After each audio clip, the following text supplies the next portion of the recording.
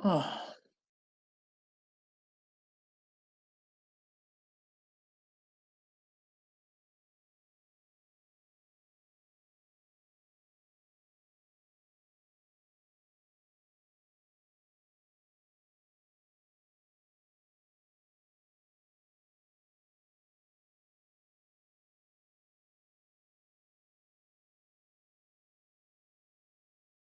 पढ़ो आदित्य। यहाँ शिष्य कहता है, यहाँ शिष्य कहता है, तब शरीर के उपकार संबंधी विचार किया जाता है। भगवान, यदि ऐसा हो तो शरीर वास्तव में धर्म का आद्य साधन है। इस कथन से उसका रोगादि से नाश होने नाश होना रोकने का प्रयत्न किया जाता है और शरीर के रोगादिक उपायों को उपायों को। बाधाओं को अपायों को बाधाओं को दूर करना भी मुश्किल नहीं। ऐसा वाच्य है, कारण कि ध्यान द्वारा उन्हें रोगादि का दूर करना सहजता से किया जाता है तथा तत्वानुशासन श्लोक 218 में कहा है कि 217। ओ सॉरी 217 में कहा है कि यदा यदा त्रिकम। आगे का भी पढ़ो। हाँ, जो इस लोक संबंधी फल है और जो परलोक संबंधी फल है, उन दोनों फलों का प्रधान कारण ध्यान ही है। ध्यान के लिए कुछ भी दुर्लभ नहीं है। देखो क्या कह रहे हैं कि जो शरीर है ना, कई लोगों की ये सोचना है कि शरीर होगा तो ही धर्म साधन होगा, तो शरीर को ठीक रखना चाहिए। शरीरम आद्यम खलु धर्म साधनम, ये इन्होंने जो उक्ति है वो यहाँ दिया भी है। देखो, शरीरम आद्यम खलु धर्म साधनम इति भी, मैंने ये जो उक्ति लोगों में प्रचलित है उसका आधार बनाया है आचार्य ने, उसको खुद को खड़ा किया है। शरीर के उपकार संबंधी विचार कर रहे हैं कि शरीर वास्तव में धर्म का आद्य साधन है, तो शरीर का जो है ध्यान रखना चाहिए। शरीर का रोग से नाश होने का, शरीर का रोग से नाश होने के रोकने का प्रयत्न किया जाना चाहिए कि शरीर रोग से नहीं नष्ट हो जाए, मतलब शरीर में रोग आदि नहीं लग जाए, तो रोग आदि न लगे हमें, इसका ध्यान रखना चाहिए कि नहीं रखना चाहिए? बताओ, कोरोना नहीं लगे इसका ध्यान रखना चाहिए? रखना ही चाहिए, क्यों नहीं रखना चाहिए? और शरीर के रोगों को दूर करना भी मुश्किल नहीं है। क्यों? क्योंकि ध्यान वगैरह से उन्हें ध्यान वगैरह से रोग को दूर किया जा सकता है, सहजता से दूर किया जाता है। कि ध्यान का जो फल है वो इस लोक में भी रोग आदि का दूर करना, शरीर का स्वस्थ रहना आदि अनेक फल है, और परलोक संबंधी भी ध्यान का फल है। तो इन सब फलों का प्रधान कारण क्या है? ध्यान ही है। ध्यान के लिए कुछ भी दुर्लभ नहीं है, इसलिए ध्यान से हमें ध्यान करना चाहिए ताकि हमारे शरीर का भी लाभ हो और आत्मा का भी क्या हो? लाभ हो। इस लोक का भी, इस लोक में भी हित हो और परलोक में भी हित हो, ऐसा उसका प्रश्न है। समझ में है ना? शरीर के उपकार की बात करी पहले तो उसने, कि शरीर के उपकार की आवश्यकता है क्योंकि शरीर के बिना धर्म का साधन नहीं हो सकता। शरीर वास्तव में धर्म का आद्य, आद्य माने प्रथम, माने शरीर धर्म साधन के लिए प्रथम चीज है।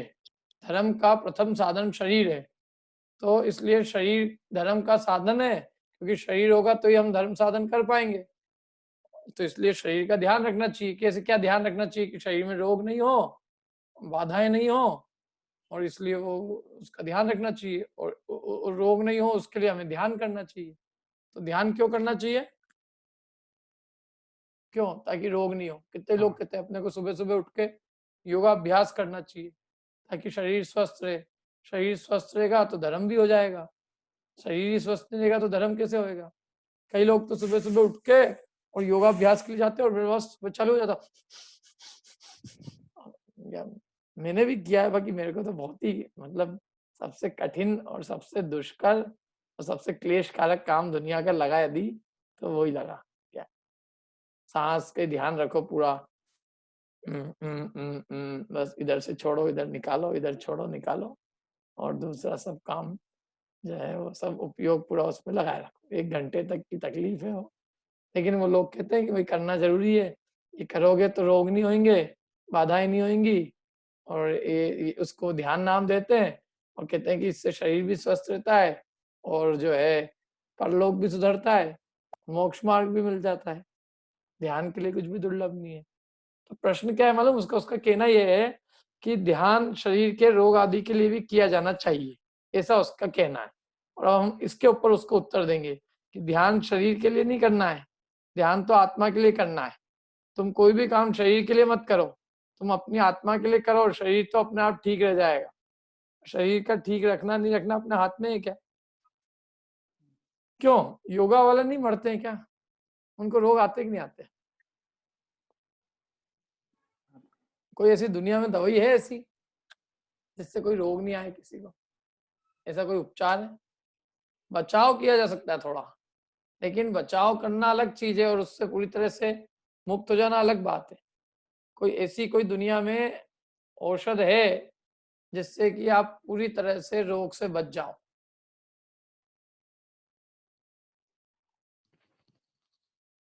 क्यों? योगा योगा से भी कोई जरूरी नहीं है। हमारे एक सर हैं, वो योगा करते कराते हैं, लेकिन फिर भी उनको बीमारियां हैं। हर चीज का एक सीमा तक इलाज है, उसके बाद कुछ नहीं है। तो वो ये कह रहा है कि ध्यान करना चाहिए, उससे इस लोक का भी अच्छा फल मिलता है, शरीर स्वस्थ रहता है, और परलोक में भी फल मिलता है। इसलिए ध्यान करना चाहिए, ध्यान के लिए कुछ भी दुर्लभ नहीं है। अब देखो क्या कहते हैं इस विषय में। आचार्य निषेध करते हैं कि वैसा नहीं है। क्या नहीं है वैसा? मतलब ध्यान तो करना चाहिए, लेकिन ध्यान के द्वारा शरीर का उपकार नहीं चिंतन करना चाहिए। हम क्या कर रहे हैं? ध्यान के द्वारा शरीर का उपकार सोच रहे हैं। हम हर काम जो करते हैं ना, उसमें हम शरीर को मुख्य करते हैं। रात्रि भोजन नहीं करना चाहिए भैया, रात्रि भोजन से शरीर का भी नुकसान होता है। क्या? पेट पे भी बल पड़ता है, लीवर पे बल पड़ता है, खाना ढंग से पचता नहीं है, चर्बी खाना जो है चर्बी के रूप में जम जाता है, सैचुरेटेड फैट हो जाता है, उसको हार्ट अटैक होते हैं। ये बात सब गलत है कि सच है? सच है। सच है। लेकिन सच होते हुए भी ये ठीक इसलिए नहीं है क्योंकि हम इसलिए त्याग कर रहे हो, यदि कि वो शरीर के लिए घातक है, तो वो वास्तव में ठीक नहीं है। हमें जीव दया के हिसाब से त्याग करना चाहिए कि भाई उसमें जीव हिंसा होती है, इसलिए हमने छोड़ा है। क्योंकि नहीं तो कल से शरीर के लिए छोड़ोगे तो कोई मना कर देगा कि नहीं साहब, शरीर का इससे कोई दिक्कत नहीं है, तो आप उसको फिर खाने लग जाओगे, हैं? क्यों? और दूसरी बात, कल से कोई तुमको शरीर के लिए मांस कोई बताएगा कि ये वाली चीज खाओ, ये टेबलेट खाओ, ये औषधि लो, उस औषधि में मध्य मास मधु भी होगा, तो तुम वो भी ले लोगे क्योंकि तुमको तो शरीर से मतलब है। धर्म के लिए करोगे तो आप हर चीज में विचार करोगे कि नहीं क्या चीज लेना क्या नहीं लेना। क्या? धार्मिक बुद्धि वाला जीव पर जीवों की दया हेतु कार्य करता है, इसलिए वो केवल अपने ही शरीर का नहीं सोचता, उसको अन्य जीवों की हिंसा का पहले विचार है। क्योंकि जैसा उसको अपनी आत्मा का दुख दिखता है, ऐसा दूसरों का दुख दिखता है। जब वो दूसरों का दुख देखता है तो अपने आप उन चीजों का त्याग करता है। और शरीर वाला तो, शरीर वाले को दूसरे से मतलब नहीं है, खुद के शरीर से मतलब है। क्या? कोई कीड़ा हमारे मुंह में इसलिए नहीं जाना चाहिए क्योंकि हमारा शरीर बिगड़ जाएगा। ये नहीं कि कीड़ा हमारे मुंह में इसलिए नहीं जाना चाहिए कि बेचारा मर जाएगा। सोच सोच में ही तो अंतर है। अंतर है कि नहीं है? किस लिए कर रहे हो आप? आपका ध्येय क्या है? ध्येय तो आपका जो है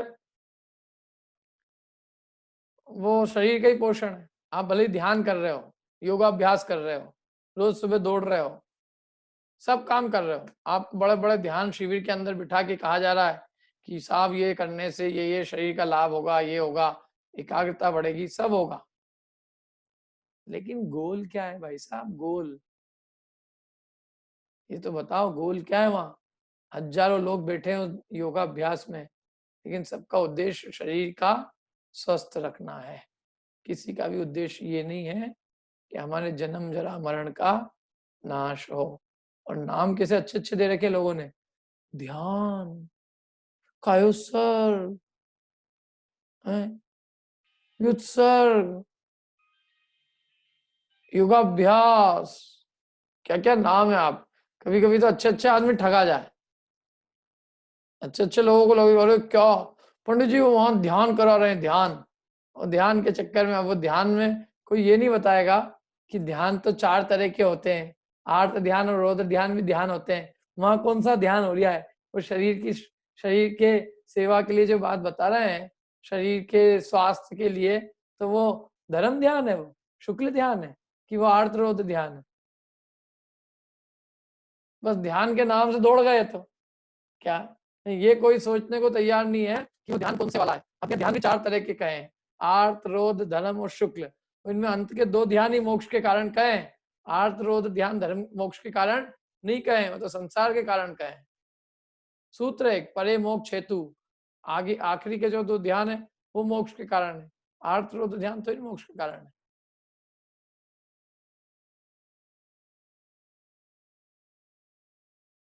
तो इसलिए आचार्य निषेध करते हैं कि तुम ध्यान करो, उसका मना नहीं है, लेकिन ध्यान के द्वारा शरीर का उपकार नहीं सोचना चाहिए। काय का उपकार सोचना चाहिए? आत्मा का। यदि तुम ध्यान के द्वारा शरीर का उपकार कर रहे हो तो तुम अभी जो है उसका सच्चा लाभ नहीं ले रहे हो, उसका सच्चा जो प्रयोजन है उसकी सिद्धि नहीं कर रहे हो।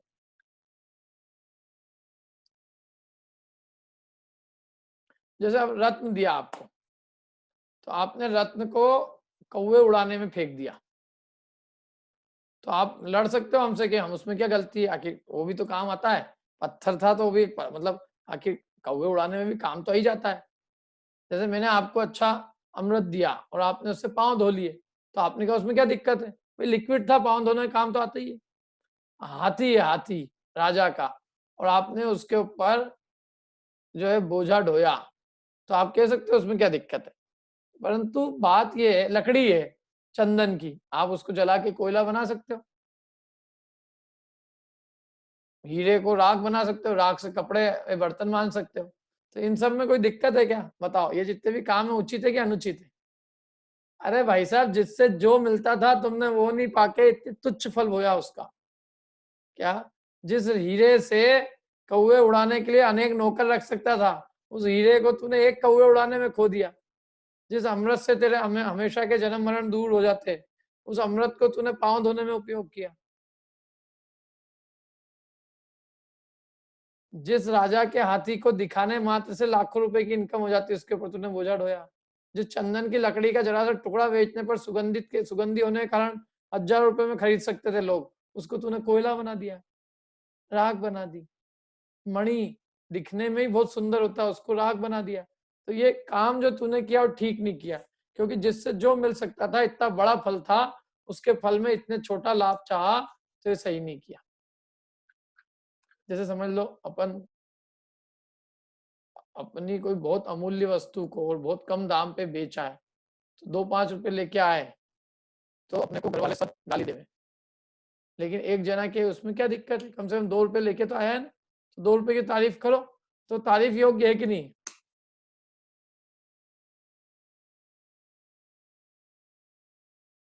बताइए, कोई है कि नहीं तारीफ योग्य? नहीं है। क्यों नहीं है? क्योंकि जो 1 अरब रुपए की चीज थी, उसका 2 रुपए मूल्य लेके आया, तो वास्तव में उसने सब कुछ खो दिया। तो 2 रुपए की क्या तारीफ करे?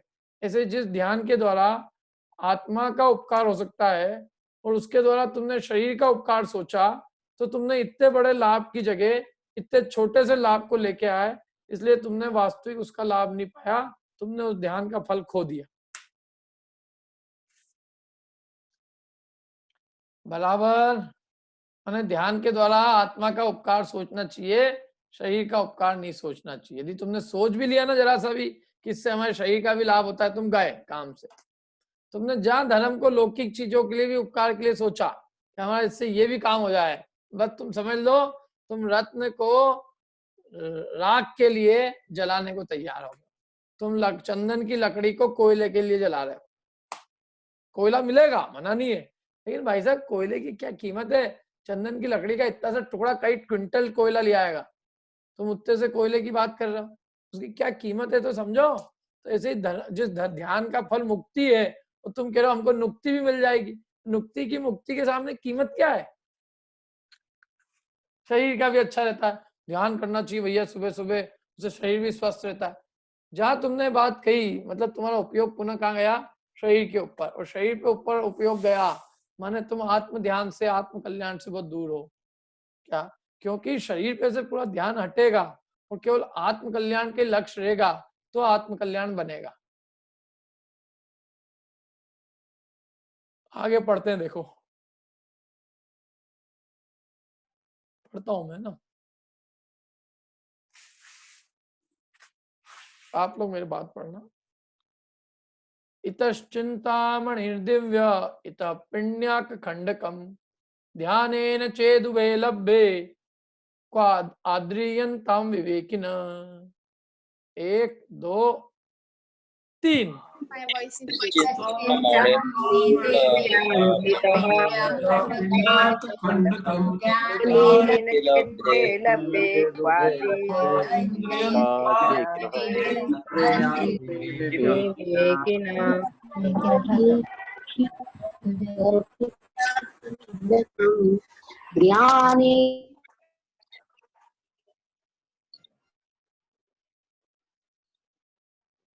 इतश्चिंतामणिर्दिव्य इत पिण्याक खंडकम ध्यानेन चेत उभे लभ्ये क्वा आद्रियंताम विवेकिन।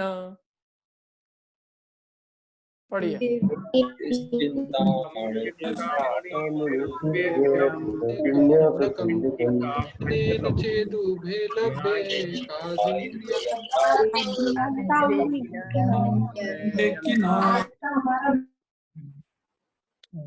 किसी ने राम के रूप याद किए क्या?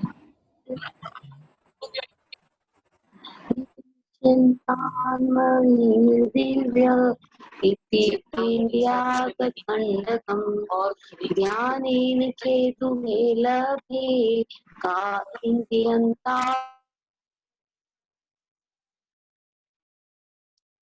इता इस ओर चिंतामणि है दिव्य, इता पिण्याक खंडकम और इधर खली का एक टुकड़ा है। ध्यानेन ध्यान के द्वारा चेत यदि चेत माने यदि उभय लभ्य दोनों की प्राप्ति होती है। क्वा आद्रियंता विवेकिना, आद्रियंता माने किसमें क्या करना चाहिए? आदर। किसका आदर करेंगे? क्वा क्वा माने किसका, आद्रियंता माने विवेक, ये आदर, विवेकिना माने विवेकियों के द्वारा। विवेकियों के द्वारा किसका आदर किया जाएगा बताओ? एक तरफ चिंतामणि दिव्य चिंतामणि है और एक तरफ खली का टुकड़ा है। तो ध्यान से दोनों ही प्राप्ति होती हो तो विवेकी लोग किस चीज का आदर करेंगे? क्यों?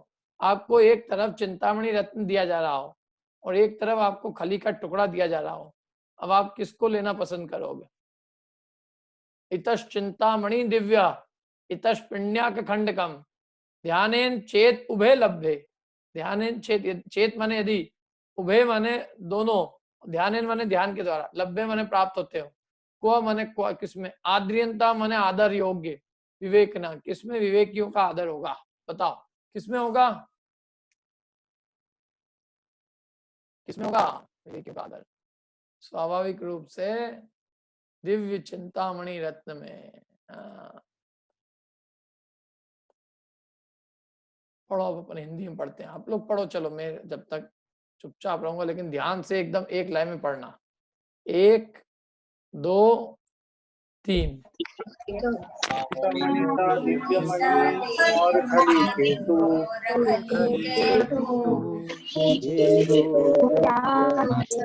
ध्यान से वीडियो बंद दिव्यमणि सब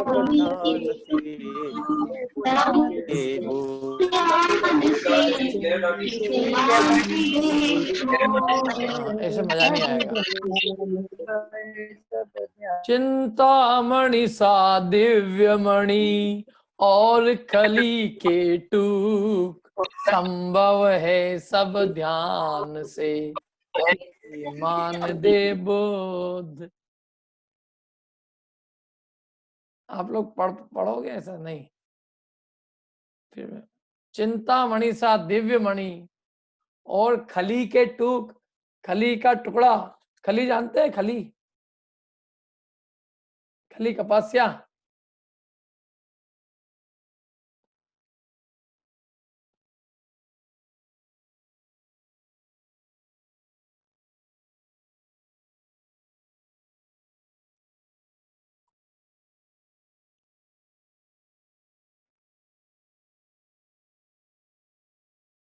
गाय का भोजन। हाँ, मैंने सुना गया का भोजन। मैंने कहा गया की तो हमारी वाइफ है भैया, तुम क्या कर रहे हो, हमको मार पिटवाओगे। गया और गाय में बहुत अंतर है। गाय का भोजन है, गया का नहीं है नेहिल जी। गया वाले भी बहुत सारे लोग हो गए यहाँ।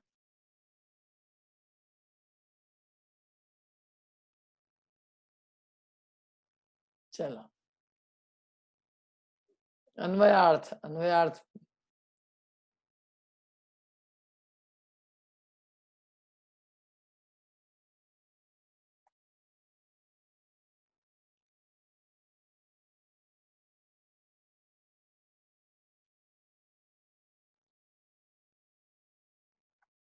हाँ दीप्ति जी पढ़िए अन्वयार्थ।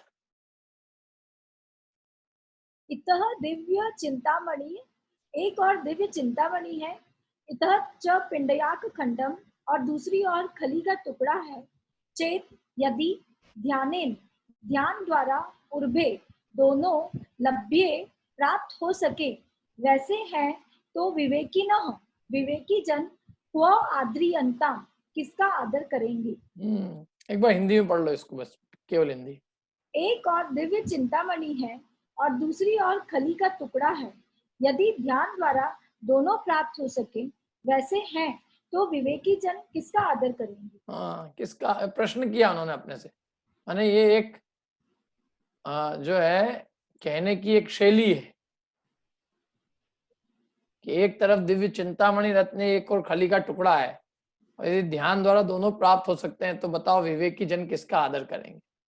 तो ये एक एक जिसको कहते हैं ना इशारे में कहने की स्टाइल है ये, कि एक तरफ ध्यान से मुक्ति मिलती है और एक तरफ ध्यान से शरीर का उपकार होता है, तो विवेकी जन किसका आदर करेंगे। उसी मनुष्य भाव से मुक्ति मिलती है और उसी मनुष्य भाव से नुक्ति मिलती है, तो विवेकी जन किस में आदर करें। एक तरफ 3 लोक का पूज्य पद मिलता है और एक तरफ 4-6 जने अपने को जानने लग जाए, किस में आदर करेंगे। एक तरफ संसार का अभाव होता है और एक तरफ थोड़े बहुत क्षुधा तृषा आदि की कुछ समय की पीड़ा दूर होती है, विवेकी जन किस में आदर करेंगे। एक और अनंत संसार का अभाव है और एक और थोड़ी जो है गर्मी सर्दी थोड़ी दूर हो जाती है, उसका अभाव है, किसका आदर करेंगे विवेकी जन। एक तरफ बीमारी का अभाव है और एक तरफ दवाई का मिलना है, विवेकी जन किसका आदर करेंगे।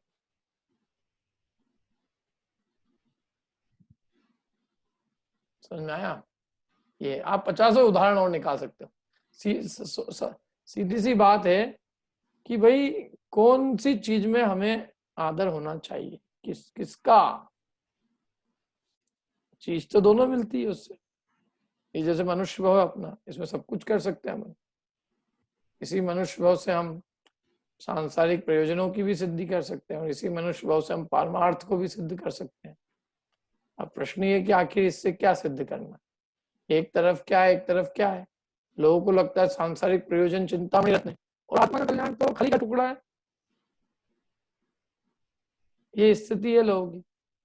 तो अब जब खली का टुकड़ा दिख रही है और सांसारिक चीजें चिंतामणि रत्न दिख रहे हैं, तो फिर क्या है। धर्म के फल में जो विषय भोगों की इच्छा करते हैं, ये चिंतामणि रत्न को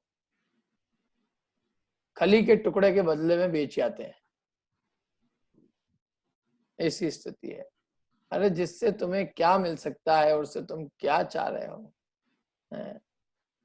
जिससे तुम्हारे मूल बीमारी का नाश हो सकता है और तुम दवाइयां चाहते रहते हो, बस ये दवाई मिल जाए, ये दवाई मिल जाए, ये दवाई मिल जाए। हमारा बड़ा भाग्य है कि हमको सब दवाई मिल रही है। ये भाग्य है कि हमारा भाग्य है कि हमें दवाई नहीं लेनी पड़ रही है। क्या भाग्य है, दवाई की आवश्यकता नहीं पड़े वो भाग्य है, कि दवाई मिले वो भाग्य है। क्या भाग्य है आप बताओ। ये देह रूपी शरीर जो देह रूपी बीमारी है, बीमारी चल जाए, ये भाग्य है कि इस देह के लिए चीजें मिलती रहे, वो भाग्य है। किसमें भाग्य है? शरीर की चीजें मिलती रहे वो भाग्य है, कि शरीर का ही अभाव हो जाए वो भाग्य है। किसमें भाग्य बताइए आप लोग हैं? शरीर का अभाव हो जाए। हाँ, तो उद्यम किसका करना चाहिए अपने को? शरीर के नाश का। लेकिन हम शरीर के नाश के उद्यम में नहीं लगे, शरीर के उपकार के लिए लगे हैं। शरीर ठीक रहे, इसमें जितनी बुद्धि है उतनी उसकी शैतान बुद्धि भी इस बात के लिए नहीं कि शरीर ही नहीं मिले आगे से। शरीर तो मिट्टी का घड़ा है, एकदम कच्चा है, देख ही रहे अपन कितना कमजोर है, जरा सी चीज से उसका सिस्टम पूरा बिगड़ सकता है। ऐसी मशीन है वो कि जो मशीन पहले ही बहुत कमजोर है, एक पुर्जा भी निकल जाए उसका तो पूरी मशीन को नष्ट होने में जरा सी भी देर नहीं लगती है। ऐसी मशीन पहले से ही है, ऐसी सड़ी मशीन मिली है और उसमें राग कर रहे हैं और ये विचार नहीं कर रहे हैं कि ऐसा कोई उपाय करो जिससे हमें देह का ये जो मिलना है वो बंद ही हो जाए। शरीर ही नहीं मिलेगा तो ये सारे दुख ही नहीं होंगे। काय का दुख? न लॉकडाउन होएगा क्या, न भोजन की चिंता, न पानी की, न भूख है, न प्यास है, न गर्मी है, न सर्दी है, न शारीरिक रोग है, क्या कोई कष्ट ही नहीं है। सिद्धों को क्या कष्ट है? क्यों? अब लग रहा है लोगों को, कई लोगों को लग रहा है वास्तव में भैया सिद्ध भगवान सुखी है, यहाँ तो झाड़ू पोते कर रहे हैं हम, इससे तो वही सुखी है। तो उनको अब सुख दिख रही है। अभी झाड़ू पोते बंद हो जाएंगे तो फिर खुद सुखी दिखने लग जाएंगे। मैंने सुख का संबंध जो है सांसारिक की समझ रखा है कि संसार में दुख के प्रतिकूलता आ जाए तो दुख है, तो मोक्ष चाहिए, अनुकूलताओं के काल में मोक्ष नहीं चाहिए। जबकि होना ये चाहिए कि हमें ना अनुकूलता प्रतिकूलता की चाह ही नहीं है, क्या ना हमें अनुकूलता चाहिए ना प्रतिकूलता चाहिए, हमें इन सब दंड फंद से मुक्ति चाहिए। ये होना चाहिए। हमें अपने आत्म शुद्धात्म स्वभाव की प्राप्ति होना चाहिए। हमारा जो आत्मा का स्वभाव है जो कर्मों से आवृत है, हम उस कर्मों के बंधन से छुड़ाकर अपने शुद्ध स्वभाव को प्राप्त करें, ये हमें चाहिए। देखो अपन आगे पढ़ते हैं। खैर बात तो ये कह रहे हैं यहाँ पे कि ये ध्यान से अपने को सांसारिक लाभों की इच्छा नहीं करनी चाहिए। जो करता है वो समझ लो चिंतामणि रत्न को खली के टुकड़े के बदले बेच के आ रहा है। टीका है कौन वह है, कौन वह? चिंतामणि अर्थात चिंतित पदार्थ देने वाला रत्न विशेष। ये अपन ने शास्त्रों में ही पढ़ा है। चिंतामणि रत्न कोई ऐसा रत्न होता है जिसके सामने जो चिंतित करो, माने विचार करो, वो चीज मिल जाती। आप लोगों ने देखा किसी ने चिंतामणि रत्न? शास्त्रों के अलावा कहीं देखा हो तो बताना। केवल हमने शास्त्र में ही पढ़ा है बस कि ऐसा कोई रत्न होता है। यदि कोई रत्न होता तो अभी अपन सबसे पहले क्या मांगते मालूम है? वो रत्न रत्न तो मांगते, रत्न से क्या मांगते? रत्न के सामने जाके कुछ भी सांसारिक चीज ही दिमाग में आती। हम ये नहीं मांगते कि हमें रत्नों की चाह मिट जाए। चाह मिटने की चाह कोई नहीं करता है।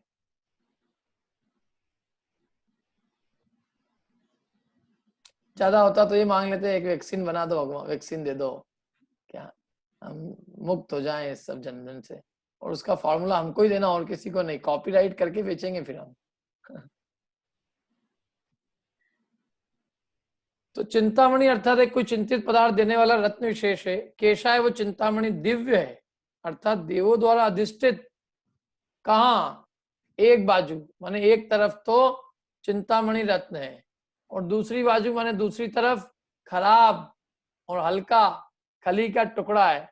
खली का टुकड़ा बहुत गंदा होता है। मेरे मित्र थे, उनका धंधा था ये खली कपासिया का, तो इतनी कसारी आती है उसके अंदर खली में, पूछो ही मत, पूरा घर गंदा रहता था।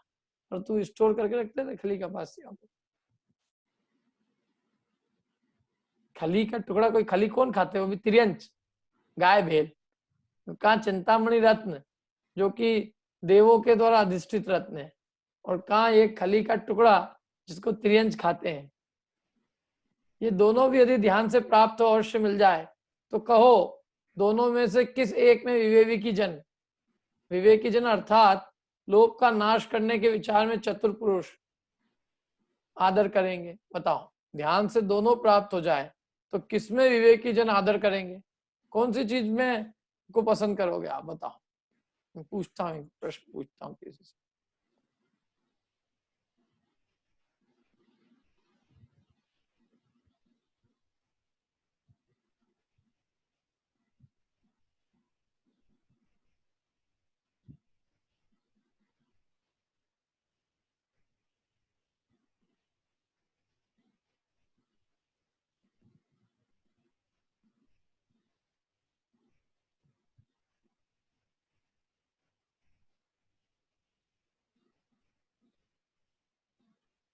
हाँ बोलो, संजोता जी के लड़के क्या नाम है उसका? शाह, बोलिए, किसमें आदर करोगे आप?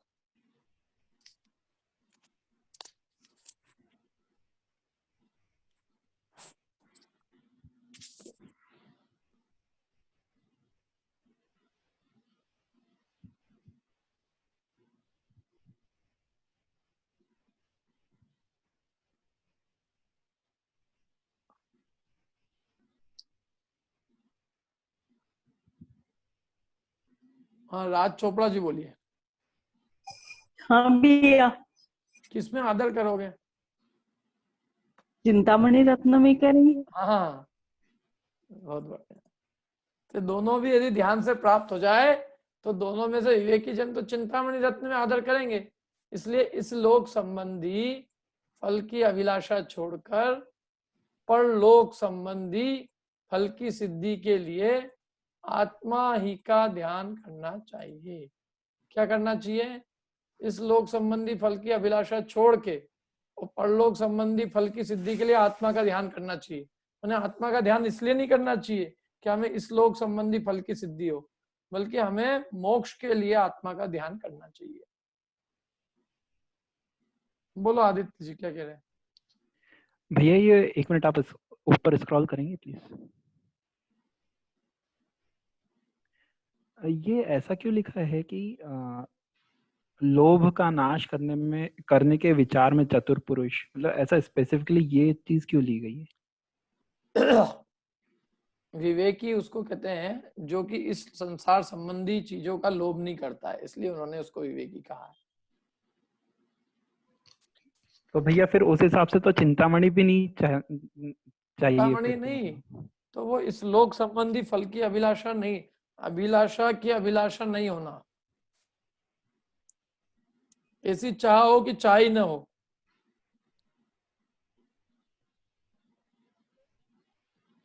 अच्छा ओके, मतलब किसी भी चीज को नहीं चाहेगा वो हाँ, एक बेसिकली। तरफ तो किसी भी चीज के नहीं चाहने की चाह है अच्छा अच्छा और एक तरफ सांसारिक चाह है।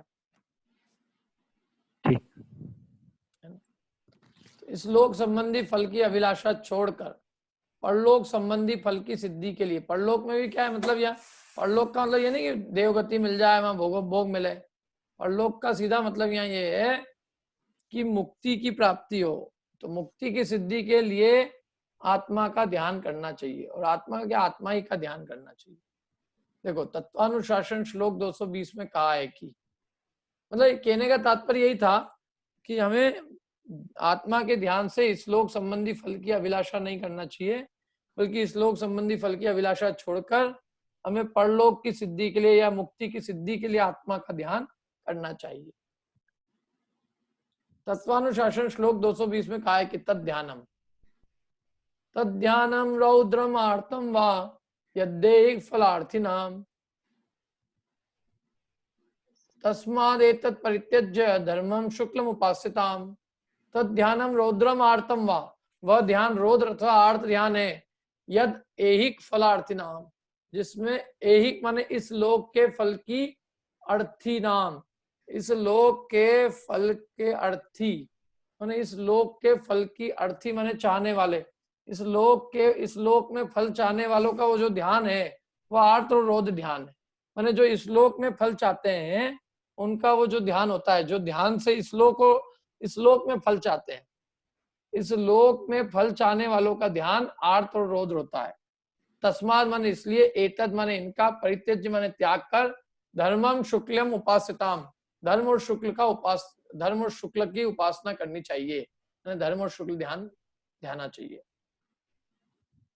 जो रौद्र ध्यान और आर्त ध्यान है वही श्लोक संबंधी फल की इच्छा करने वाले को होता है। जो श्लोक संबंधी फल की इच्छा करते हैं उनका वो ध्यान आर्त ध्यान और रौद्र ध्यान रूप है। और आर्त और रौद्र ध्यान खोटे ध्यान है, संसार के कारण है। माने जो भी ध्यान, चाहे आदमी कितना ही खड़ा है, एक पांव पे खड़ा है, महीनों तक खड़ा है, लेकिन यदि वो इस लोक संबंधी फल की इच्छा के लिए है, इस लोक संबंधी फल के लिए है, सांसारिक फल के लिए है, लौकिक चीजों के लिए है, तो वो आर्त रौद्र ध्यान और वो संसार का कारण।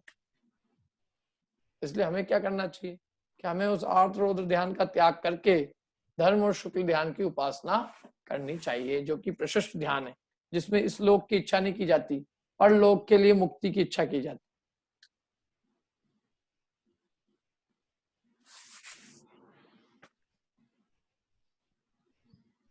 बोलिए, किसी के प्रश्न है?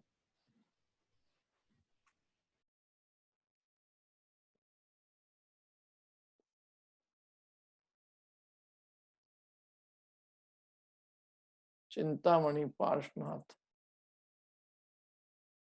हाँ आदित्य जी बोलिए। भैया एक बार चारों ध्यान का थोड़ा थोड़ा सा खोल के बता दीजिए ना। चारों ध्यान के भेद के नाम मालूम है? हाँ ये तो अभी आ गया है, रौद्र ध्यान, आर्त ध्यान, शुक्ल ध्यान और धर्म ध्यान। हाँ नहीं, इनके उत्तरोत्तर भेद, आर्त ध्यान के उत्तर भेद कितने हैं? हाँ रौद्र ध्यान के राइट। आर्त ध्यान के कितने भेद हैं? आर्त, अच्छा नहीं भैया ऐसा तो याद नहीं मेरे को। रौद्र ध्यान का थोड़ा ध्यान है कि हिंसानंदी, चौर्यानंदी। हाँ और चलो दीप्ति बाकी जी से पूछते हैं। हाँ बोलिए दीप्ति जी, आर्त ध्यान के भेद मालूम कितने हैं? ये 4 भेद होते हैं। कौन कौन से? अनिष्ट संयोग, इष्ट वियोग, वेदना और निदान। आए आदित्य जी ख्याल में? हाँ भैया ओके। बढ़िया। और रौद्र ध्यान तो आपने बताए थे नाम, कौन कौन से हो? हिंसानंदी, चौर्यानंदी, भैया अभी तो 2 ही आ रहे हैं। अरे और याद 4 नहीं आ पाप रहे। के नाम बता दो। हिंसा, झूठ, चोरी, झूठ, चोरी परिग्रह। को ओके। हिंसा नंदी, मृषानंदी, चौर्यानंदी, परिग्रहानंदी, और क्या है ना? ठीक है, तो इनका स्वरूप बताना है? नहीं बस ठीक है भैया, वो नाम से समझ में आ रहे हैं, कोई दिक्कत नहीं। ये अपन ने पढ़े थे मोक्षण प्रकाशन में, हाँ। मोक्ष शास्त्र में, तत्वार सूत्र पढ़े थे अपन ने, ध्यान नहीं पढ़े थे? हाँ हाँ फिर अच्छा, एक मिनट, अखिलेश जी कुछ बोल रहे हैं शायद, एक मिनट बोलिए। नहीं तो मैंने लिखा था चिंतामणि का रत्न बोलते हैं ना, तो चिंतामणि पारस बोलते हैं, इच्छित वस्तु प्रदाता। तो चिंतामणि पार्श्वनाथ भगवान ही क्यों, सभी भगवान चिंतामणि है। हाँ पर स्पेशल पारसनाथ के आगे लिखा जाता है चिंतामणि पारसनाथ, मूर्ति भी वैसी, मंदिर भी वैसे बन रहा है। सभी चिंतामणि है, देखो इच्छित वर देने के लिए सभी भगवान समर्थ। विमलनाथ भगवान चिंतामणि है, सभी ये मुक्ति के दान, मुक्ति के लिए तो सभी भगवान हमारे लिए कार्यकारी, सभी चिंतामणि। सिमंदर विगुबंदर वो है कि नहीं है? सभी चिंतामणि। ये सब मान्यता गलत है एक्चुअल में। ये जो एक भगवान को चिंतामणि, बाकी तो चिंतामणि नहीं, बाकी के ऊपर विमलनाथ चिंतामणि कैसे हो गए? पार्श्वनाथ चिंतामणि, उनके आगे नाम होता है चिंतामणि पार्श्वनाथ। चिंतामणि विमलनाथ के तो ऐसा लगता है लोगों को ऑकवर्ड हो गया हो, सब विपरीत धारणा है सब।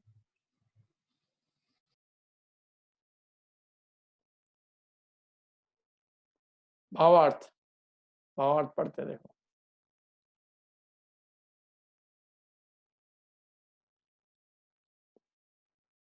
पढ़ो माला अभी। एक और चिंतामणि रत्न है और दूसरी ओर खली का टुकड़ा है। दोनों की प्राप्ति ध्यान से होती है, परंतु इन दोनों चीजों में से विवेकी जन चिंतामणि रत्न का ही आदर करेगा। इसी प्रकार धर्मी जीव खली के टुकड़े समान इस लोक संबंधी पराधीन इंद्रिय जनित सुख, जो वास्तव में दुख है, उसका आदर छोड़कर धर्म शुक्ल ध्यान की आराधना द्वारा चिंतामणि समान वास्तविक आत्मिक सुख की प्राप्ति करना पसंद करेंगे। बिल्कुल सही, क्या बढ़िया लिखा है। एक और क्या है, चिंतामणि रत्न है, और दूसरी ओर खली का टुकड़ा है। तो दोनों की प्राप्ति होती है, ऐसा नहीं है। देखो, धर्म करत संसार सुख और धर्म करत निर्वाण, दोनों ही बातें हैं। ऐसा तो है नहीं कि धर्म करत निर्वाण ही अकेला, धर्म करत संसार सुख भी और धर्म करत निर्वाण भी। तो अब लोगों को किस बात में ज्यादा मजा आता है, इसमें से कौन सी चीज पढ़ने में, सुनने में ज्यादा इंटरेस्ट और बल पड़ता है, मतलब उनका ध्यान किस पे जाता है मालूम है? धर्म करत संसार सुख, धर्म करत निर्वाण, निर्वाण ही मिलता है, लेकिन धर्म करत संसार सुख क्या? जैसे पूजा आती ना, उसमें कई पूजाओं में लिखा था पुत्र पौत्र संपदा अधिक सारे, अनुक्रम ते लहे निर्वाण।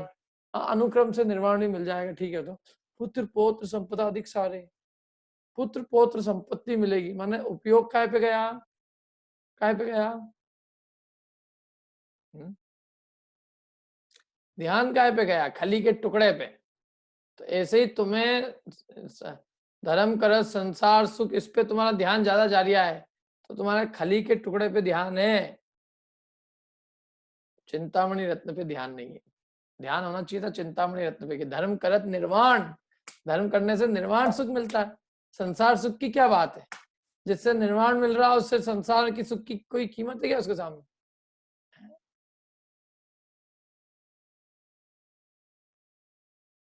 अरे जिस चिंतामणि रत्न से निर्वाण, मतलब जिस धर्म से फल में निर्वाण की प्राप्ति होती हो, उस धर्म के फल में सांसारिक सुख क्या मायने रखते हैं, क्या कीमत रखते हैं? वो प्राप्त हो जाए तो उसमें क्या है, और उसकी हमें अभिलाषा क्यों? क्योंकि वो तो पराधीन है, और दुख है वो वास्तव में। सांसारिक सुख सुख है कि दुख है? सच्ची पूछा जाए तो दुख है, और पराधीन है, अपने अधीन कुछ नहीं है। बताओ, अपन समझ सकते हैं अपने पैसे के अधीन है, धन के अधीन है, धन के अधीन है, बोलो भोग की पदार्थ, धन के अधीन खाना पीना है, खूब धन है अभी अपने पास, खा लो अच्छी मनमान चीजें, ले आओ जो चीजें लाना है, कुछ नहीं है, बनाने में पसीने आ जाएंगे अभी, सब मजा आ जाएगा एक दो दिन में बना के। सबका धन घर में पड़ा है, कौन सी भोज्य सामग्री मिल रही है, जो बनाना आती है वही बना पा रहे हैं, क्या कर लोगे? नहीं तो है। जिनने बुद्धिपूर्वक छोड़ दिया उसका राग, वे सुखी है, और जिनने राग नहीं छोड़ा वे रोज देखते हैं अखबार खोल के, कब खुलेगा भैया, कब खुलेगा, इथे कब खुलेगा। खुल भी जाएगा तो क्या करोगे? पंचेंद्रीय विषय भोगों की प्राप्ति करोगे, उसके लिए तुम चाह रहे हो, तुमने एक कप चाह की मंदिर मिलेगा, तुम तो ये है कि हमारा ये 56 कब खुलेगा। पराधीन है, इतने पराधीन है, एक जरा से चक्कर में सब भोगो भोग बंद, सब खाना पीना बंद, देखना घूमना फिरना बंद, सुनना बंद। जिनने पहले ही त्याग कर दिया वे सुखी है, क्योंकि उनको अभिलाषा ही नहीं है, और जिनके त्याग नहीं हुए वे रोज अभिलाषा कर करके मरे जा रहे हैं। इससे तो अपना हित ही हुआ ना, कि अपन ने पहले ही अभिलाषा ही छोड़ दी, आपने को उस चीज की तरफ, उसका मतलब उसकी अभिलाषा ही नहीं है, तो उसकी तरफ अपना उपयोग भी नहीं है, उसकी आशा ही नहीं अपने को, भाई अपन ने पहले ही उससे अपन उदासीन हो गए। और नहीं तो जिसको आशाएं बनी हुई है, ये सोच रहे हैं आज नहीं तो कल, कल नहीं तो परसों, कभी न कभी तो खुलेगी सही दुकानें, और तब हम ये सब करेंगे जो भी हमें भोग करना है।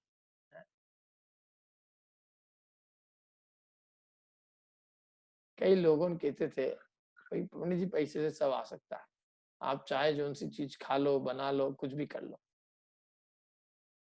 रोज बोले हम तो विजय चाट हाउस पे जाके एक कचौरी खाते हैं, चले जाओ, रोज चले जाओ। अभी कुत्ते कुत्ते मिलेंगे वहां पे, और ढंग से नहीं चलोगे तो वो काट खाएंगे उन्हें भी। क्या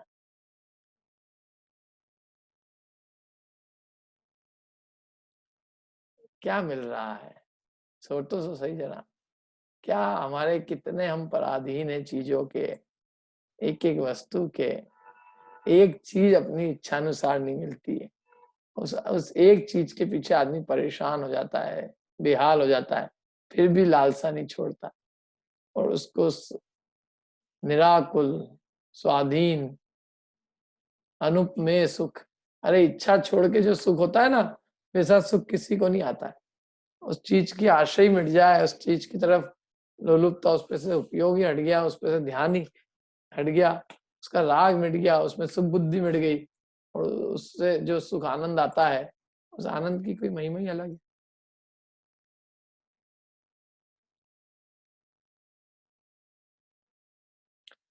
तो एक और तो चिंतामणि रत्न है, माने सांसारिक चीजें है, और एक और खली का टुकड़ा है ना। तो अब वो खली के टुकड़ा कैसा है वो भी उन्होंने लिखा, देखो, खली के टुकड़े समान इस लोक संबंधी पराधीन इंद्रिय जनित सुख है, जो कि वास्तव में दुख है। तो उसका कौन आदर करेगा? विवेकी। बल्कि विवेकी तो उसका आदर छोड़कर और धर्म शुक्ल ध्यान की आराधना करेगा, और उसके द्वारा चिंतामणि के समान जो वास्तविक आत्मिक सुख है उसको प्राप्त करना पसंद करेगा। इसलिए आर्त और रौद्र इन दो ध्यानों का त्याग करके आत्मस्वरूप की प्राप्ति के लिए धर्म और शुक्ल इन दो ध्यानों की उपासना करनी चाहिए। देखो, आप लोगों ने तत्वार्थ सूत्र पढ़ा, उसका लाभ मिल रहा है कि नहीं? अब बताओ, अपने को इतना समझाने की जरूरत नहीं अब कि आर्त रौद्र ध्यान क्या है। सीधे सीधे अपने वालों में आर्त रौद्र ध्यान क्या है, सीधे अपन ने बोल दिया कि इन दो ध्यान की उपासना करनी चाहिए, धर्म और शुक्ल की। जिन लोगों ने भी उस समय ध्यान से सुना, उनको एक सेकंड में समझ में आ जाएगा क्या करना चाहिए। और नहीं सुना हुए कि पंडित जी कहा है ये आर्त कौन सा है, रौद्र कौन सा है, और धर्म शुक्ल क्या है इसका भी। आदित्य तुम थे नहीं शायद पहले, हैं? पुराने लेक्चर सुनना नहीं थे क्या उस समय तत्वार्थ सूत्र में? नहीं भैया, नहीं था मैं। तुमने वो मिस कर दिया। हाँ ठीक है भैया, कोई बात नहीं, आपकी वो साइट पे से देख लेंगे दूसरे। 9वें अध्याय के अंदर है ध्यान का वर्णन, थोड़ा सा देख लेना। तत्वार्थ सूत्र के सूत्र है, जो ध्यान के सूत्र है ना, हाँ सूत्र हाँ नंबर बताऊं मैं कौन से होंगे, देख लेना। तत्वार्थ सूत्र में जहां भी ध्यान, आर्त रौद्र धर्म और शुक्ल ध्यान, ये चार ध्यानों के वर्णन के पढ़ लेना, सुन हाँ लेना। भैया। मैं देख बताऊं हाँ कौन से, फिर भी एक सेकंड रुको।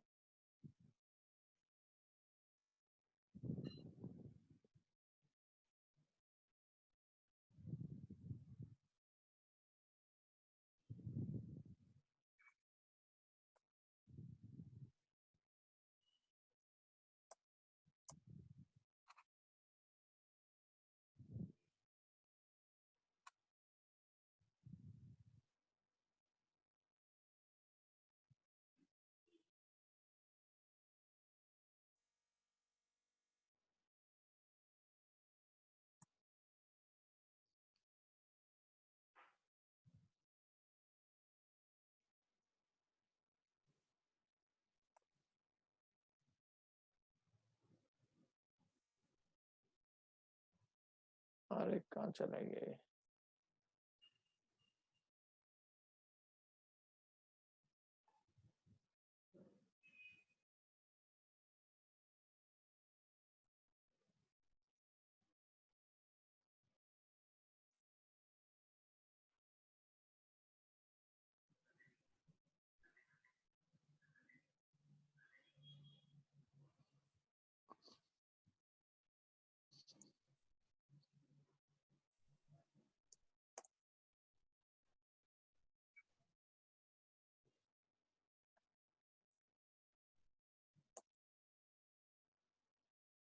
ये देखो सूत्र दिख रहा है, ये हाँ 28 भैया। नंबर का, आर्त हाँ हाँ रौद्रम धर्म शुक्लानी।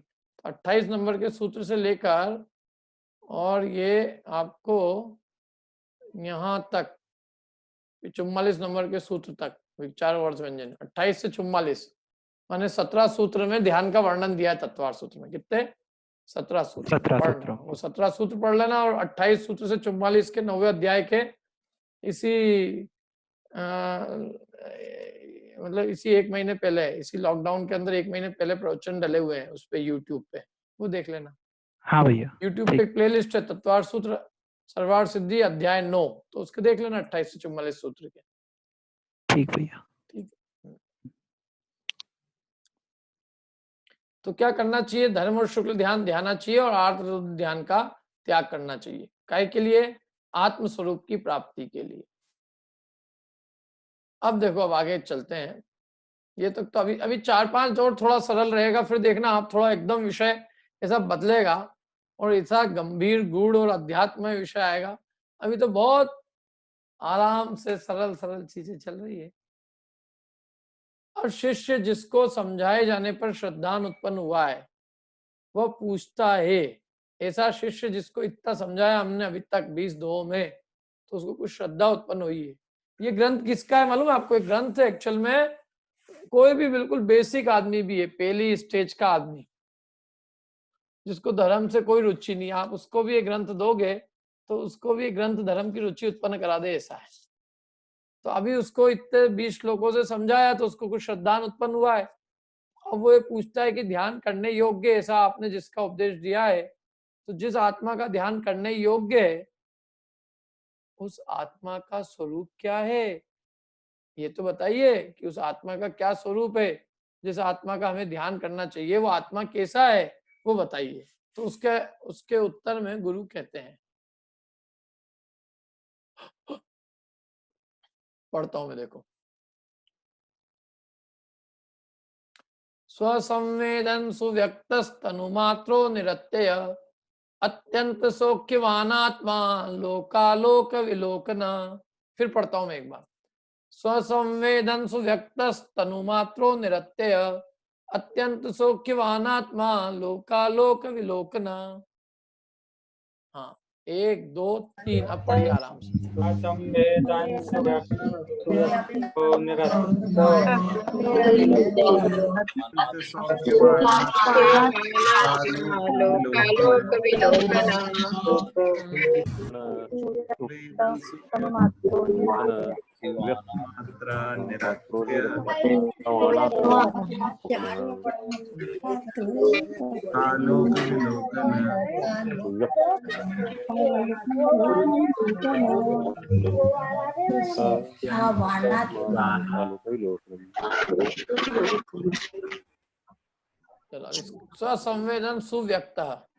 तनुमात्रो निरत्यय अनंत सौख्यवान आत्मा लोकालोक विलोकना। स्वसंवेदन माने जो आत्मा अपने संवेदन माने अपने वेदन में आता है, सुव्यक्त है, तनु मात्र माने देह मात्र है, और अत्यंत सौख्यवान है, अनंत सौख्यवान है, और लोकालोक विलोकना माने लोकालोक को देखने वाला है। और निरत्यय का अर्थ क्या किया है? अविनाशी है, नित्य है। क्या कैसा है? नित्य है। जो आत्मा स्वसंवेदन गम्य है, व्यक्त है, शरीर मात्र है, नित्य है, अत्यंत सौख्यवान है, और जो लोकालोक को देखने वाला है, ऐसा ये क्या है? ऐसा ये आत्मा है। ये आत्मा का स्वरूप बताया। पूछा था ना उसने पीछे कि आत्मा का स्वरूप क्या है, तो वो यहाँ बताया। कितने पॉइंट में देखो, एक तो आत्मा स्वसंवेदन से जाना जाता है, दूसरा वो व्यक्त है, अच्छी सुव्यक्त है, या यूं कहे स्वसंवेदन से अच्छी तरह व्यक्त जाना जाता है। तनु मात्र माने देह मात्र है, निरत्यय माने नित्य है, माने अत्यंत सौख्यवान है, अनंत सौख्य स्वरूप है, और लोकालोक का ज्ञाता है। ऐसा ही आत्मा है। 5 पॉइंट बताए। कौन बताएगा 5 पॉइंट?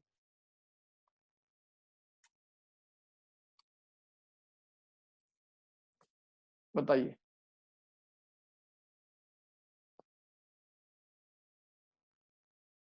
हाँ बोलिए अनीता जी। स्वसंवेदन से सुव्यक्त है, शरीर मात्र है, नित्य है, और लोकालोक को जानने वाला है, और सुख स्वरूप, अनंत सौख्य स्वरूप है। बढ़िया, बहुत बढ़िया। ये 5 विशेषताएं ली। अपन जरा हिंदी में पढ़ते इसको।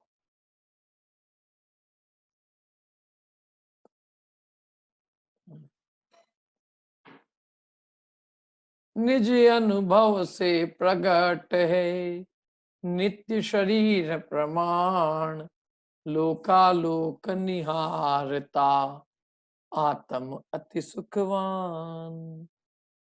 पढ़िए आप लोग।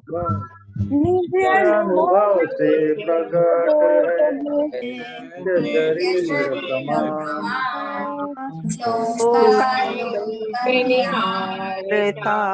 अति सुखवान।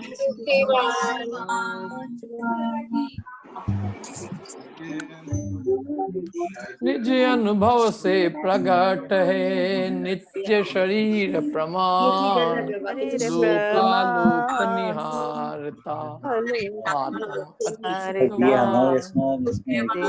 इसमें ये निकला ना, अब तो बोलते ना, निकला ना। नित्य अनुभव से प्रकट है नित्य शरीर प्रमाण, लोकालोक निहारता आत्म।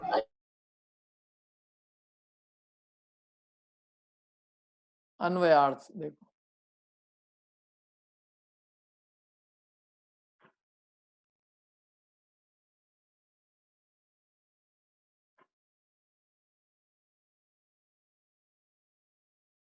अन्वयार्थ पढ़िए अनीता जी, अन्वयार्थ पढ़ना।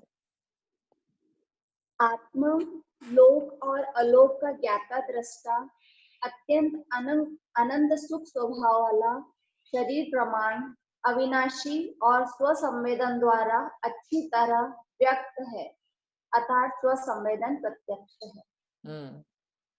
आत्मा कैसा है? लोक और अलोक का ज्ञाता दृष्टा है, पहला पॉइंट। अत्यंत अनंत सुख स्वभाव वाला है, दूसरा पॉइंट। तीसरा शरीर प्रमाण है, चौथा अविनाशी नित्य है, और पांचवा स्वसंवेदन द्वारा अच्छी तरह से व्यक्त प्रकट है, अर्थात स्वसंवेदन प्रत्यक्ष है। ऐसे 5 बिंदु दिए इसमें। कैसा है आत्मा? लोक अलोक का ज्ञाता दृष्टा, अत्यंत अनंत सुख स्वभाव वाला, शरीर प्रमाण, अविनाशी नित्य और स्वसंवेदन द्वारा अच्छी तरह व्यक्त प्रकट, ऐसा ही आत्मा है। स्वसंवेदन से प्रत्यक्ष, ऐसा ही आत्मा है।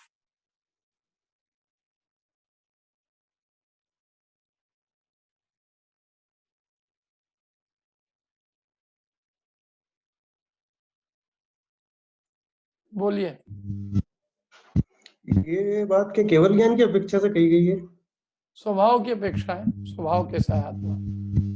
क्योंकि लोकालोक को जानना मतलब वो तो केवल ज्ञान के आधार पर ही जान सकते हैं। तो आत्मा का स्वभाव तो केवल ज्ञान ही है ना। तो केवल आत्मा का स्वभाव की बात है कि आत्मा स्वभाव, आत्मा का स्वाभाविक ज्ञान कैसा है कि लोक अलोक को जाने, ऐसा उसका स्वाभाविक, ऐसा उसका ज्ञान स्वभाव है। मैंने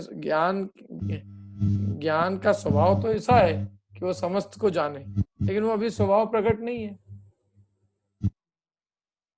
और अत्यंत अनंत सुख स्वभाव वाला है, और देव प्रमाण है, अविनाशी नित्य है, और अच्छा अपने अनुभव से अच्छे से व्यक्त प्रकट जाना जाए, ऐसा है। ठीक है।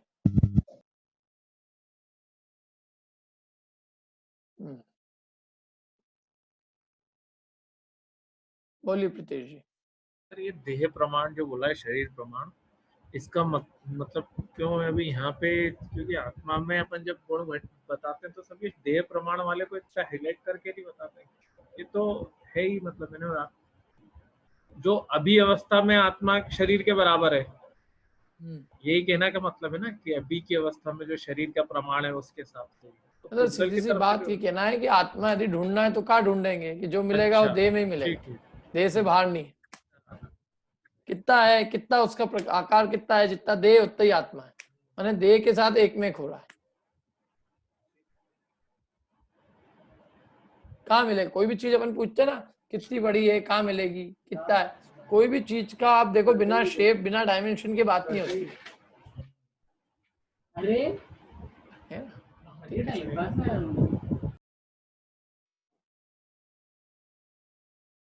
ठीक है जी सर। ठीक, देखो टीका पढ़ते हैं अपन। 5वां पॉइंट होगा ना, आत्मा कैसा है? लोक अलोक का ज्ञाता दृष्टा है, अत्यंत अनंत सुख स्वभाव वाला है, देह प्रमाण है, नित्य है, और स्वसंवेदन द्वारा अच्छी तरह जाना जा सके, अर्थात स्वसंवेदन से प्रत्यक्ष है। स्वसंवेदन से माने प्रत्यक्ष माने बिना इंद्रियों के द्वारा अपने अनुभव से आत्मा जाना जा सके, ऐसा है। अपनी अनुभूति से जाना जाता है, अपने स्वसंवेदन से ये प्रत्यक्ष है। कौन पढ़ेगा? आप 1 मिनट, तरुण पढ़ो। है कौन वह आत्मा? कैसा आत्मा? लोक और अलोक का ज्ञाता दृष्टा अर्थात जीवादि द्रव्यों से व्याप्त आकाश सो लोक और उससे अन्य आकाश सो अलोक, इन दोनों से विशेष रूप से अर्थात अशेष रूप से कुछ भी शेष रखे बिना परिपूर्ण रूप से जो अवलोकता है, देखता है, जानता है, वह इनसे ऐसा कहकर ज्ञान शून्य चैतन्य मात्र आत्मा, ज्ञान शून्य चैतन्य मात्र ही आत्मा है, ऐसा सांख्य मत का तथा बुद्धाति गुणों जित पुमानिति बुद्धि आदि बुद्धि सुख दुख आदि गुणों से रहित पुरुष आत्मा है, ऐसे योग मत का खंडन किया तथा बौद्धों के नैरात्मवाद का भी खंडन हो गया। और आत्मा कैसा है? अत्यंत सौख्यवान अर्थात अनंत सुख स्वभावी है। इससे अर्थात ऐसा कहने से सांख्य और योग मत दर्शन का खंडन हुआ। और आत्मा कैसा है? तनु मात्र अर्थात स्वयं ग्रहण किए हुए शरीर प्रमाण है। इससे इस कथन से आत्मा व्यापक है अथवा वटकणिका मात्र है अर्थात आत्मा बड़ के बीज जैसा अत्यंत छोटा है, ऐसा कहने वालों का खंडन किया। और वह आत्मा कैसा है? निरत्यय अर्थात द्रव्य रूप से आत्मा नित्य है, इससे गर्भादि से मरण पर्यंत ही जीव रहता है, ऐसा कहने वाले चारवाक का खंडन किया। बस ठीक है, देखो ये पढ़ है ना, पढ़ते हैं अपन, अभी इस पे इतना पढ़ते हैं फिर आगे चलेंगे।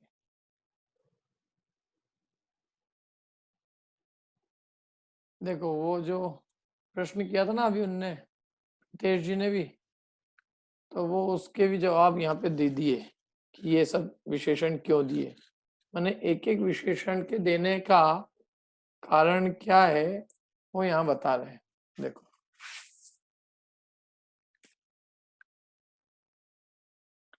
पहला विशेषण क्या है कि आत्मा लोक अलोक का ज्ञाता दृष्टा है। कहा था ना ये कि आत्मा लोकालोक का ज्ञाता दृष्टा है। क्या अर्थ है ये लोकालोक का ज्ञाता दृष्टा है? मतलब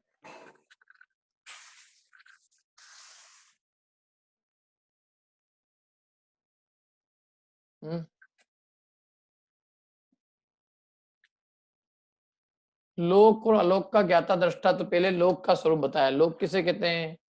जीवादि द्रव्यों से व्याप्त जो आकाश है वो लोक है।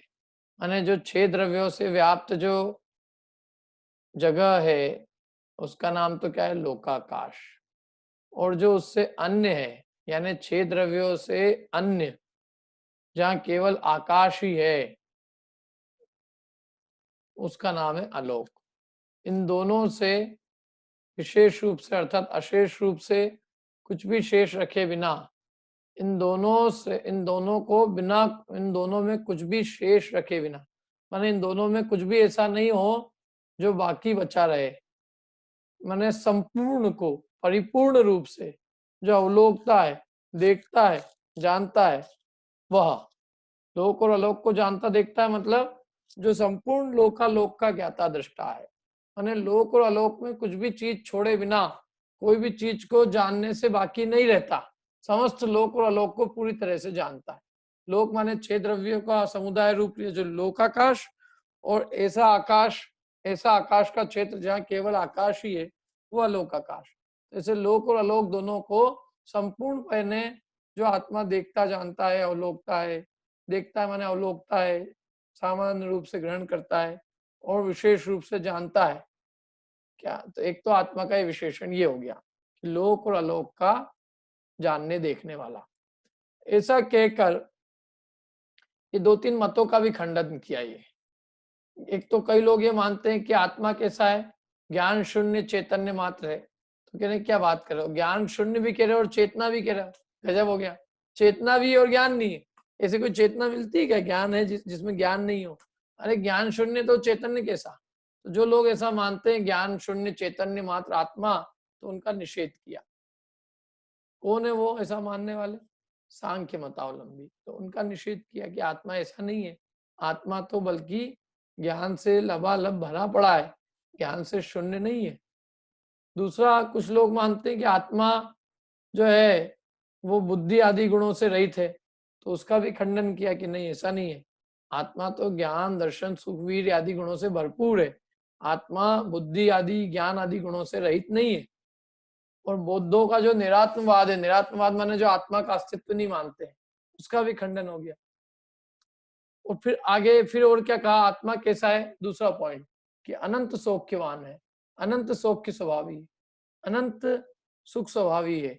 तो ऐसा कहने से जो दो दर्शन और है, सांख्य और योग मत, इनका खंडन हुआ, क्योंकि सांख्य मत और योग मत ये कहते हैं कि आत्मा में जो है सुख नाम का गुण नहीं है, तो कहते हैं नहीं, आत्मा अनंत सुख स्वभावी है।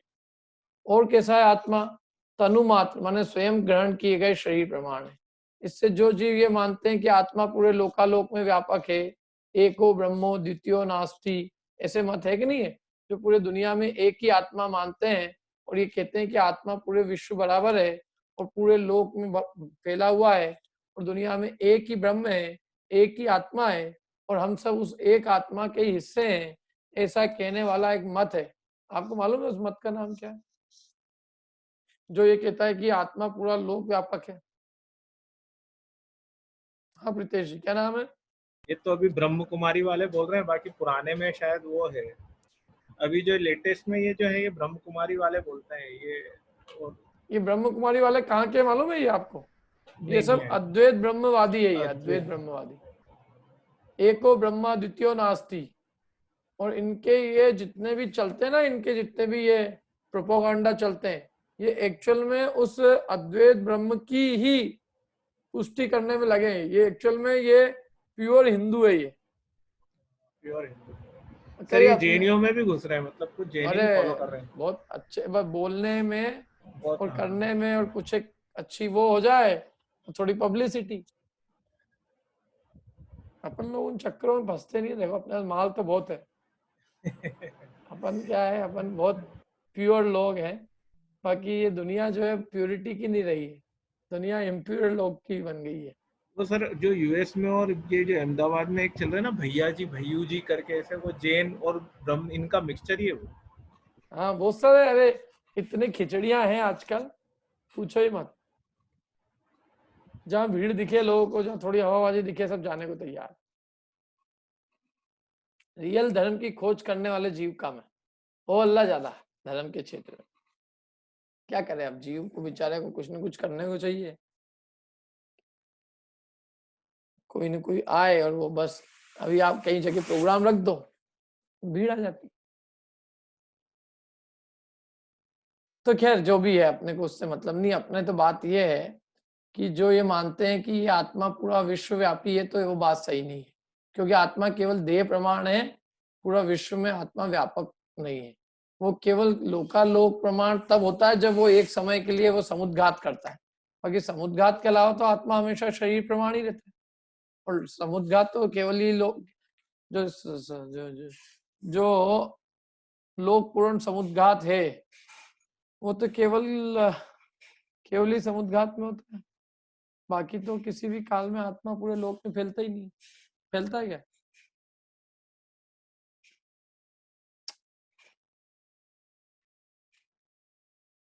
फैलता है? नहीं फैलता है। आत्मा केवल लोकाकाश प्रमाण, केवल एक केवली समुद्घात में एक दो समय के लिए होता है बस। बाकी आत्मा कभी भी लोकाकाश प्रमाण नहीं होता है। आत्मा तो अपने देह प्रमाण है। हम कितने बड़े हैं, जितना हमारा देह उतने ही बड़े हमारी आत्मा है। अभी आत्मा का आकार उतना ही है। हम कुत्ता बन जाएंगे तो कुत्ते जितने आकार के हो जाएंगे, हमारे आत्मा का आकार वो हो जाएगा। बिल्ली बन जाएंगे तो बिल्ली के आकार रूप हो जाएंगे, चींटी हो जाएंगे चींटी के आकार रूप, हाथी हो जाएंगे तो हाथी के आकार रूप। जो आत्मा जिस शरीर में जाएगा उस शरीर के प्रमाण आकार प्रमाण रहेगा। तो जैनी तो कहते हैं कि आत्मा शरीर के आकार प्रमाण मिलता है, और अन्य मतावलंबी कहते हैं कि पूरा विश्व में फैला हुआ आत्मा, और एक आत्मा है, दूसरा आत्मा भी नहीं है, और बाकी जितने भी हमें उस एक आत्मा के हिस्से हैं। तो ऐसा है कि अपन एक आत्मा के हिस्से हैं क्या? यदि एक आत्मा के हिस्से होते तो एक को कोरोना आता तो सबको हो जाता। एक ही है ना, तो एक को हुआ रोग तो सबको हो जाना चाहिए ना। लेकिन ऐसा नहीं होता। तो सब भिन्न भिन्न है, इसीलिए तो एक को होता है दूसरे को नहीं होता है, एक मरता है दूसरा नहीं मरता है, एक जन्मता है दूसरा नहीं जन्मता, एक सुखी होता है दूसरा नहीं होता। क्यों? क्योंकि सब भिन्न भिन्न है सबकी सत्ता। यदि सबकी सत्ता एक ही होती तो एक के होने पर सबको हो जाता, लेकिन सबकी सत्ता भिन्न भिन्न होने से एक को जो होता है वो सबको नहीं होता है, सबको अलग अलग होता है। और कोई क्या कहते हैं, आत्मा वट वट कणिका मात्र है। ये वट कणिका मतलब समझा क्या होता है? वट कणिका मतलब समझा कोई? वट कणिका का क्या अर्थ? वट का वृक्ष होता है, तो वट के वृक्ष का जो बीज होता है वो कणिका मात्र माने बहुत छोटा होता है। तो कोई ये कहता है कि आत्मा बहुत छोटा, वट वृक्ष के बीज जितना छोटा है, और कोई कहता है कि आत्मा इतना बड़ा है कि पूरे लोक में व्यापक है। तो दोनों मान्यता सही नहीं। न तो हम आत्मा को वट के बीज जितना छोटा मान रहे हैं, और न हम आत्मा को पूरा लोक प्रमाण मान रहे हैं। ये देखो आइए ना, आत्मा बढ़ के बीज जैसा अत्यंत छोटा है, तो ये भी सही नहीं है, और आत्मा पूरा लोकाकाश प्रमाण व्याप्त है, ऐसा भी सही नहीं। तो दो बातों से तीन बात हो गई, 3 पॉइंट से अनेक मतों का खंडन किया। पहला पॉइंट था आत्मा लोकालोक को जानता है, दूसरा पॉइंट था आत्मा अनंत सौख्य स्वभावी है, और तीसरा पॉइंट है आत्मा शरीर प्रमाण है। ऐसे 3 पॉइंट के दिए, और तीनों से अनेक मतों का खंडन किया। आत्मा लोकालोक का जानता है ऐसा कह के बौद्ध मत का खंडन किया। आत्मा सौख्य स्वभावी है ऐसा कह के जो आत्मा को गुण रहित मानते हैं उनका खंडन किया। और आत्मा देह प्रमाण है ऐसा कहकर जो आत्मा को बहुत बड़ा या बहुत छोटा मानते हैं उनका खंडन किया। अब चौथा पॉइंट, निरत्यय अर्थात द्रव्य रूप से आत्मा नित्य है। किससे रूप नित्य है? आत्मा द्रव्य रूप से। हम पर्याय स्वभाव से नित्य नहीं कह रहे हैं, द्रव्य स्वभाव से आत्मा नित्य है। और ऐसा कहने से जो जीव ये मानते हैं कि आत्मा केवल मरण जितना ही रहता है, उसके बाद आत्मा का कोई अस्तित्व नहीं रहता है, तो उन ऐसा कहने वाले चार्वाक का क्या किया यहाँ पे? खंडन किया। एक मत है ऐसा जो कहता है कि आत्मा का अस्तित्व केवल जन्म से मरण तक ही है। केमिकल रिएक्शन होती है और केमिकल रिएक्शन से पैदा होता है, और केमिकल रिएक्शन होती मर जाता, बस। मैंने कुछ आत्मा नाम की कोई चीज नहीं है, ये देह ही है बस आत्मा। और देह में ही एक रिएक्शन है केमिकल कोई, अब वो केमिकल रिएक्शन क्या है वो समझा नहीं सकते, लेकिन वो इतने बोलते हैं कि ये केमिकल प्रोसेस होती है, और उस केमिकल प्रोसेस के कारण जीव मर जाता है, और जो है आत्मा केवल इस शरीर जितना ही है, मतलब इसकी स्थिति जो है वो केवल देह जितनी है, इस शरीर जितनी उसकी स्थिति है।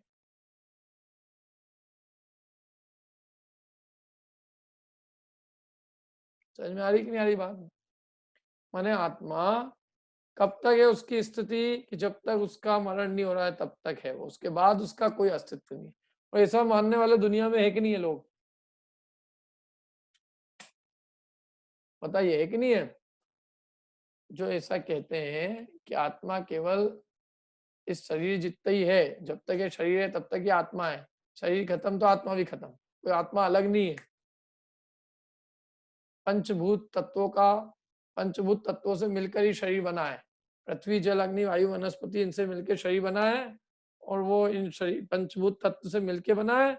और एक दिन ये पंचभूत तत्वों की कोई क्रिया बंद हो जाती है, कुछ केमिकल प्रोसेस, तो वो शरीर भी वो आत्मा भी मर जाता है। मतलब मर क्या जाता है, वो तो आत्मा को अलग मान नहीं रहे, तो कह रहे खत्म हो। हाँ क्या कह रहे हैं वंदना जी, बोलिए। अभी इस समय तो 90% लोग ऐसे मानते हैं, जब तो धर्म नहीं करते। मैं तो कहता हूँ 90 भी क्या 99% नहीं माने तो कोई आश्चर्य नहीं है। बेसिकली बोल रहे थे हम, मतलब बोलेंगे तो प्रमाण तो है नहीं हमारे पास।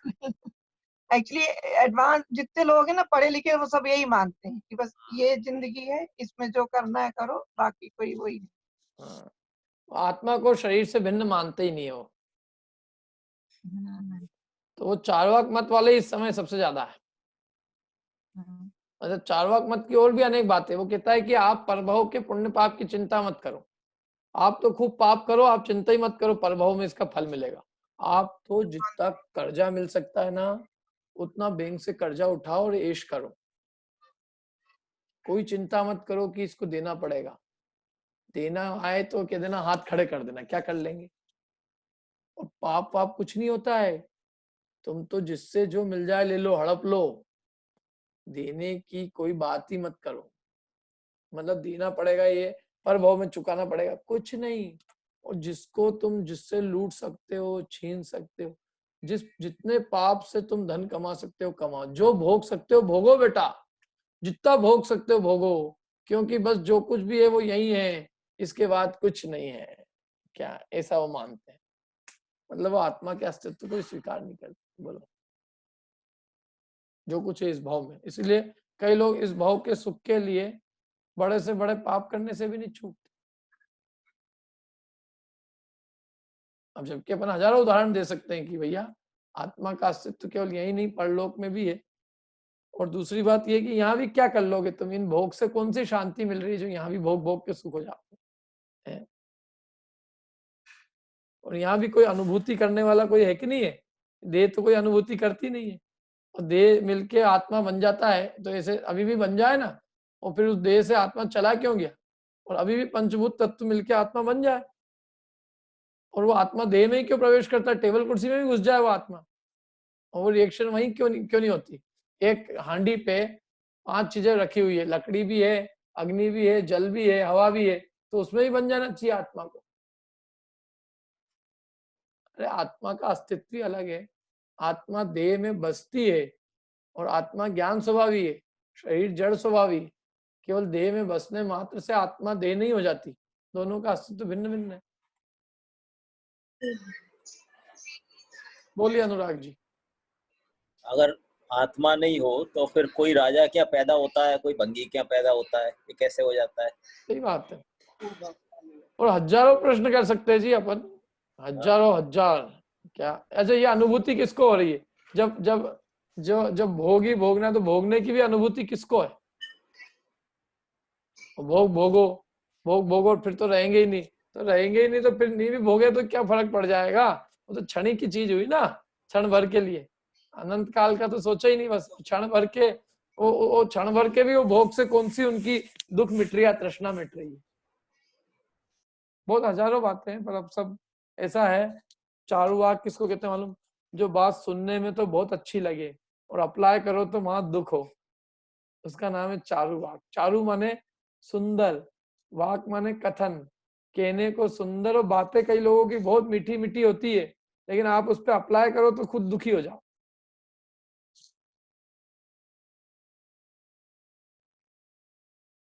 ठीक है, इतना रखते हैं अपन, बाकी अब कल करेंगे अपन। और कुछ प्रश्न किसी को? अपन पढ़ लेते हैं, चलो 2 पंक्ति और। प्रीतेश जी के कुछ प्रश्न है, उसके पहले वो पूरा कर लेते हैं। बोलिए। मैं बोल रहा था, अगर ये एहसास ही हो जाए कि आत्मा है तो पूरा धर्म ही खत्म हो जाता है ना, फिर तो या तो जीत ही जाते हैं ना, मतलब फिर तो बात ही खत्म हो जाती है। यही तो एहसास नहीं हो पा रहा। नहीं, आत्मा चलो शास्त्र के आधार से ही मान ले। हाँ, वही बोल रहा हूँ ना, सिर्फ शास्त्र के आधार से मान रहा, अगर मान ही ले तो फिर बात ही कहाँ खत्म, बची नहीं ना। नहीं, चारवाक तो शास्त्र की भी नहीं मानता ना, अपनी अक्ल सबसे ज्यादा मानता है। वो अक्ल लगा रहा है, बाकी अगर एहसास हो जाए कि है फिर तो बचते ही क्या है। अच्छा, वो क्या करता है, इस आड़ में सारे पाप करने के लिए आमंत्रण देता है, खूब पाप करो बेटा, कोई चिंता मत करो। क्या? क्योंकि जो कुछ है वो पाप पुण्य होता ही नहीं है, कुछ भी परलोक इस लोक कुछ होता ही नहीं है, तो पाप की चिंता क्यों? पाप और पुण्य कोई चीज ही नहीं है, तो फिर पाप काय का पाप और काय का पुण्य? पाप और पुण्य में कोई भेद ही नहीं है, मैंने गलत सलत काम में कोई भेद ही नहीं है, तो गलत भी सही है। और एक बार आपने बोला था ना कि अगर एक बार आदमी को, मतलब इससे कनेक्टेड ये कि आगे और पीछे का भी अगर वो हो जाए, सिर्फ एक भाव पीछे का और एक भाव आगे का भी, तो सारी जीत हो जाएगी। हाँ, एक भाव पीछे का हो जाए तो उसके एक भाव पहले का ही पीछे का है, उसके एक भाव पहले का ही है, उसके एक भाव पहले का भी, इसे अनादि सिद्ध हो जाएगा। क्योंकि एक भाव यदि पहले है तो उसके एक भाव और पहले क्यों नहीं हो सकता, उसके एक भाव और पहले क्यों नहीं हो सकता, उसका एक भाव और पहले क्यों नहीं हो सकता। मैं कहता हूँ एक पिछला वीक जिसको याद है ना, तो उसको भी अनादि सिद्ध कर सकते हो आप। यदि एक संडे पहले था तो उसके पहले एक संडे और क्यों नहीं हो सकता, उसके एक पहले क्यों नहीं संडे हो सकता, उसके एक पहले क्यों नहीं संडे हो सकता। जाते जाओ आप, आदि नहीं मिलेगी। और अगला संडे यदि, तो उसके अगले भी संडे आएगा, उसके आगे भी संडे आएगा, उसके भी आगे आएगा। बोलिए आदित्य जी। भैया मेरा प्रश्न ये है कि जो 363 मत चलाने का जो आता है आगम में, वो यही सब मत है क्या, सांख्यवाद और ये जो भी हम लोग? हाँ ऑफ कोर्स, एब्सोल्युटली यही सब है वो। सांख्य, बौद्ध, चार्वाक, सांख्य, चार्वाक, मीमांसक, वैशेषिक, सब कोई क्रियावादी, कोई अक्रियावादी, ये सब तरह के मत है। ठीक है। बोलिए वंदना जी, कुछ बोल रहे क्या आप? पहले का है।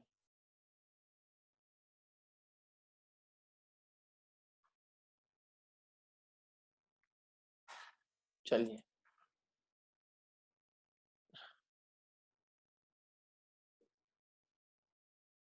बाकी अपन कल कर लेंगे, थोड़ा बचा है इसमें, कल करेंगे।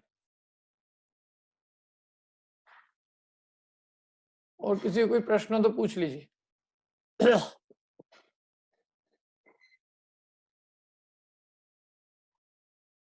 नहीं, जिनवाणी स्तुति कर लेते फिर।